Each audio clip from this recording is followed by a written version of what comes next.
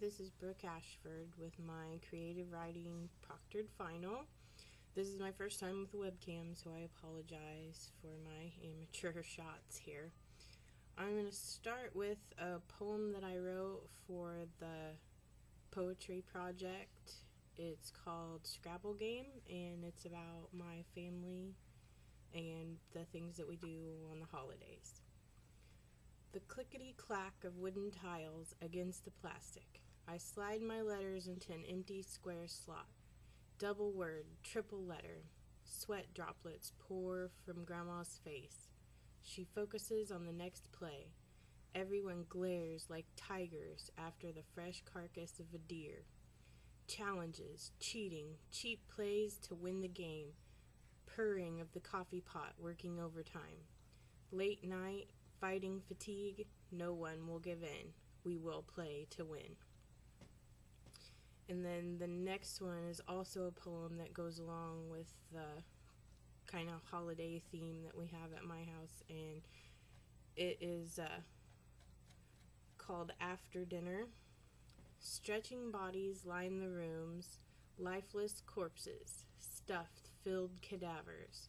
The sport of overeating has taken its victims. Snoring sounds echo through the house.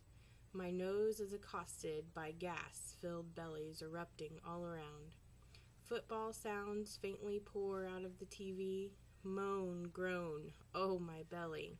When all of the bickering has come to an end, the family finally agrees. Stumbling my way through the aftermath, I feel at home.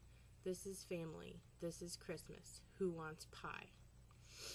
And then for my final fiction story, I decided to try a little bit of science fiction.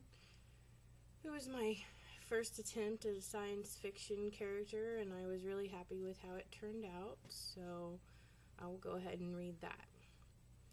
His long, scurvy hair hung over his eyes, and the sweat gleamed on his cheek. Darren Updike had been aboard this space station for 8 months. The space station was not equipped for a human visitor for such a long time. He was running low on food, and personal hygiene products had ran out months ago. He had lost hope in ever being rescued. The World Space Organization had screwed up by sending him up here, and they did not want the world to know that. Darren was an animal trainer, not an astronaut, but after this experience, he would never train animals to be sent to space again. He was 32 years old when he was asked to train Gongo, the chimpanzee that was new to the space program. The World Space Organization was a respected organization with no accidents on its record. They couldn't let it go what they had screwed up and accidentally sent an animal trainer into space. They would end up like NASA, discredited and forced to disband because of mistakes just like this one. George Casavia was the head of the WSO, and he had to make the final decision as to what to do with Darren. He had been wrestling with this choice since they put him in charge 6 months ago. He needed to make a decision quickly. It was going to either destroy his company and his career, or it would eat at his conscience for the rest of his life. Darren had other plans. He had decided once and for all that he was going to stop listening to the heartless bastards that had trapped him here in this awful place. He started work on a plan right away.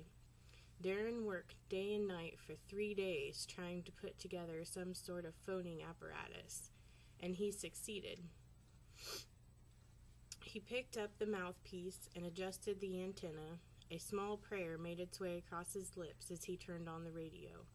His voice strained and cracked to get out the words. In an old dusty office on the 29th floor of an airport tower, a young intern sat sorting through papers. "Hello, can anyone hear me?" The intern, Jared, looked over at the dinosaur of a radio that sat on a shelf. "This is Darren Updike, and I am stranded on Tinkerton Space Station. I need help immediately." Jared bounded to his feet and jumped at the radio's mouthpiece. "I am here. My name is Jared Onaker. What can I do to help?" Darren began to explain his plight to Jared and told him that he needed worldwide attention on the WSO, forcing them to send a rescue mission. Jared just knew this would be his big break. He desired to be a TV reporter, and saving this man's life was going to thrust him into the world's spotlight. At that very moment, Castavia was preparing to announce his final decision. Human life was much more important than the WSO's reputation. He would never have been able to live with himself if that man were to die up there. As he raised his body up from his seat, his phone rang. It was Jared Onaker. Jared informed Castavia of the harrowing phone call that was going to save Darren's life, and how he was working right now to expose the WSO for their unconstitutional and immoral handling of this accident. He was going to get Darren rescued, and the WSO would be destroyed. Castavia slumped into his chair and sobbed. He knew it was over. His decision had taken too long, and now his life's work was down the drain, along with his character and reputation. He could have stopped all this if he would have just done the humane thing and admitted fault. The news channels were posted outside as George Castavia leaped to his death from his penthouse window.